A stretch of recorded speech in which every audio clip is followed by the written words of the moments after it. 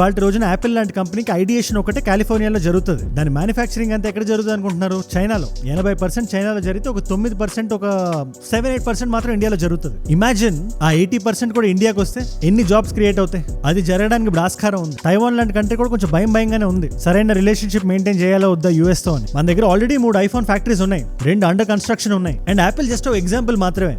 అలా చైనాని డాట్ చేసి ఎవరైనా కంపెనీ పెట్టాలి అనుకుంటే we have enough labour. And labour అనే మాట నేను చాలా రెస్పాన్సిబుల్ గా వాడుతున్నాను. డిగ్నిటీ ఆఫ్ లేబర్ ఉండాలని నమ్మే వ్యక్తిని నేను. మన దగ్గర ఒక యంగ్ ఎనర్జీ ఉంది, కష్టపడి పనిచేయడానికి సిద్ధంగా సిటిజన్స్ ఉన్నారు. And humongous IT out sourcing services ఉన్నాయి. అక్కడ ఖచ్చితంగా చాలా పెద్ద భూమి చూస్తాం మనం. చైనా ఆల్రెడీ బ్యాక్ డోర్ నుంచి WTOకి వెళ్ళి కంప్లైంట్ చేయడం అంతా జరుగుతుంది. ఎందుకంటే మొత్తం ట్రేడ్ వార్ లో కొంచెం నష్టపోయేదైతే చైనానే. ఫైనల్లీ పాయింట్ నెంబర్ 4, ఇది ఇందాక పాయింట్ లో మనం టచ్ చేసాం, ఏది ఐటీ సర్వీసెస్ గురించి. దాంట్లో హెవీ భూమ్ ని మనం చూడబోతున్నాం. ఎవరైతే ఇంజనీరింగ్ చదువుతున్నారో మీరు స్కిల్ సెట్ ని గానీ నెక్స్ట్ 3-4 years తో చాలా బలంగా డెవలప్ చేసుకుంటే, ఇండియా USA బైలాటరల్ ట్రేడ్ గానీ ఇలాగే బలంగా ఉంటే ఖచ్చితంగా చాలా మంచి అవకాశాలు ఉంటాయి మీకు.